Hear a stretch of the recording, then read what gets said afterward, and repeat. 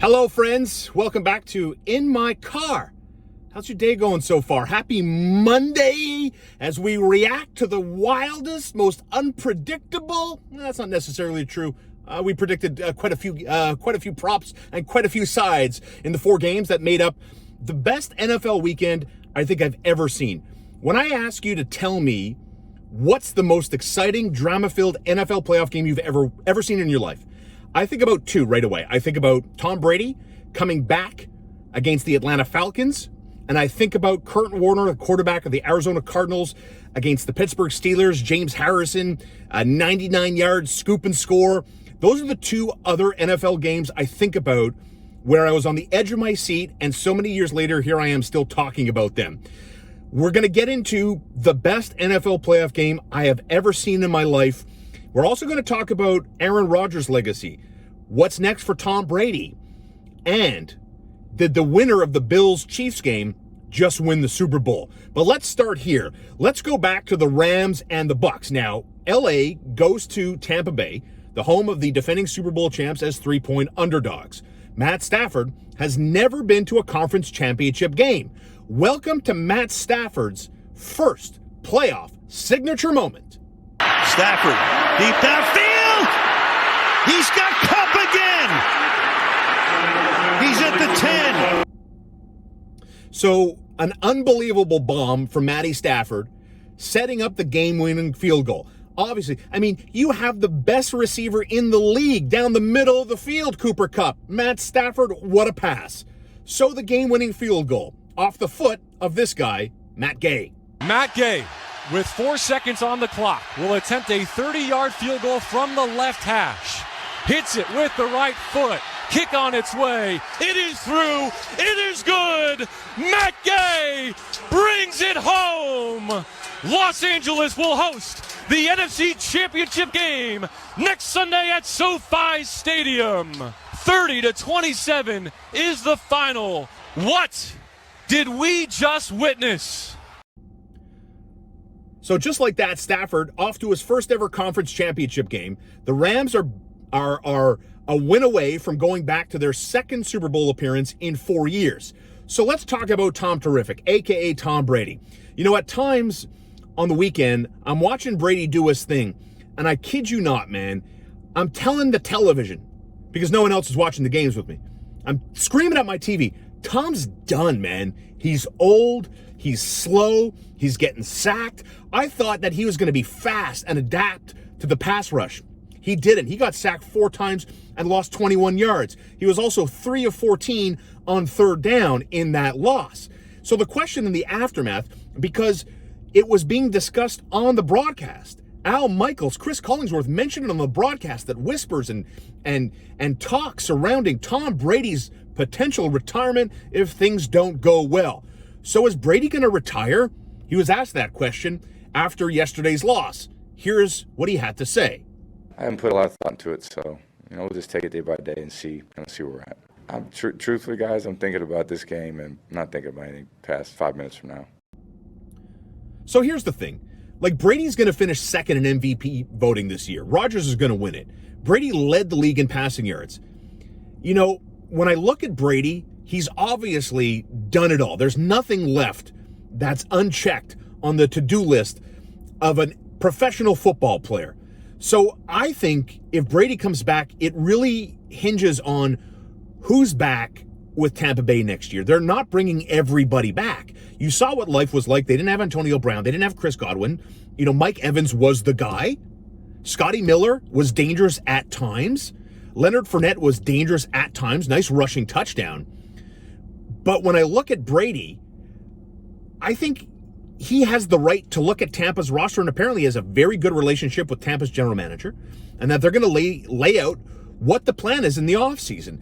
And I think, Brady's not holding the Bucs hostage here. He has earned the right to look at the Bucs roster, or any other team for that matter, and cherry pick where he wants to go. And maybe he can cherry pick going home and chilling with his supermodel wife and her $500 million and all his millions too, and the beautiful life they live together, no doubt. So that's what I think Brady's going to do. Assess, sit back, make an educated decision. And whatever he decides to do, he's earned that right. Personally, I think he comes back. It's hard for these guys to voluntarily decide to pull the plug on their own careers. So let's get to the best NFL playoff game I have ever seen. And it starts here with Patrick Mahomes and Tyreek Hill. Mahomes over the middle. Cut Tyreek Hill at the 45. Angling right 40. 35. Cheetah. 25. 20. 15. 10. 5. Touchdown! Kansas City! A 64-yard touchdown! Patrick Mahomes to Tyreek Hill. So at that point, on the 65-yard run by the Cheetah, there's 62 seconds left in regulation. Fast forward. Josh Allen is out here making guys miss, breaking ankles left and right, playing like a fullback, playing like a quarterback, arms, legs, making plays, and he finds his favorite target of the night. Hello, Gabriel Davis. Josh takes shotgun snap, looks, steps up, has time, fires to the end zone. Are you kidding me? Unbelievable. The Bills get the lead back again. So now there's 13 seconds left in regulation. At this point, I'm watching the game saying, it's over. Who comes back? 13 seconds. Nobody comes back from 13 seconds. Make a stop, Buffalo. Here's the field goal. To try to tie it at 3 seconds to go in the game in regulation. Placement down. The snap was a little low, but Butker gets a kick up, and he ties the game. Ties the game. We're going to overtime. So the one mistake Josh Allen made in the AFC divisional round of the playoffs was that he called tails on a coin flip. That was the one mistake. So I remind you right here, back in 2019, did you know the Kansas City Chiefs actually proposed that both teams have possession in overtime? That was not voted on, so of course it didn't pass. So we're off to overtime between the Bills and the Chiefs. This is the radio call. Mahomes in the gun, takes a snap, looks to throw, pumps once, fires towards the end zone, and it is caught. Touchdown, Kansas City. It is caught by Kelsey, and the game is over. 42-36, the final score. The Bills lose it. Their season is over. So look, I don't want to hear about overtime rules. I really don't. I don't have time for these rules and the potential of them changing. Here's the thing. Sports aren't fair. Life isn't fair all the time. You know what you need to do? Somebody has to lose this game. People that are screaming for rule changes are either A, a Buffalo Bills fan, or B, participation trophy winners. Because the Bills allowed the Chiefs to get into field goal range in 13 seconds.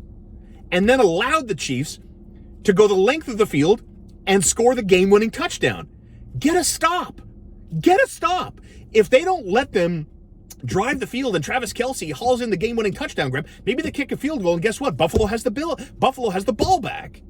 So if your defense can't prevent a touchdown to start overtime, blame the defense, everybody, not the rules. Keep them to a field goal, and as I said, the game continues. And that's how I feel about that. In the car with Starr on this Monday, live from my beautiful, look at this plush leather seat of my Ash Gregoire Chamonix Nissan Maxima SR trimline. We're rolling 300 horsepower in this bad boy, my big V6 engine. We're going through all the snow, no problems. People are sliding all over roads. I'm lickety-split all day, every day, baby. Big shout out to my friends at K-Stop Gas Bar and Depanneur, Highway 138 in Ganawage. I got my gas there. I got my beverage and my snacks in time to sit my fat ass down on the couch all day yesterday. Man, it was the best. And don't forget, Poutineville Vaudreuil Dorion will be open for live comedy soon. Daddy Legault let us back into the restaurants. Why? As vaccinated people, why can't we go into a restaurant? I understand the vaccine doesn't prevent people from spreading COVID-19. It prevents you from dying, or like 99% of the time, 94%, whatever the number is, high 90s. Anyways, that's my COVID rant for the day. Poutineville Vaudreuil Dorion will be open on Thursday for pickups and deliveries and everything else. So get your order ready. You can custom make your own poutine. You should bring back the Sean Starr poutine. Nice smashed potatoes, chorizo gravy, pieces of chorizo, fried jalapeno slices in there too. It's a little spicy, but come on, spice, the variety of life, or I don't know, something like that. Okay, everybody, we will see you later. Don't forget subscribing to our YouTube channel, facebook.com/inthecarwithstar. Can't wait. Conference Championship Sunday coming at you at 3 o'clock and at 6:30. Oh, I threw out my paper. There's one other thing I wanted to get to with the odds for the games. Now, the LA Rams are home to the San Francisco 49ers. And, of course, the Kansas City Chiefs. This is wild, too, right? Like, you might want to take Bengals +7 right now. I don't know where that's coming from, but the Chiefs hosting an AFC Championship game as 7-point favorites over the Bengals. You can jump on that line now. I don't think that's where it's going to be. So you could get some free points right now. That's all the advice I have. We'll see you later this week.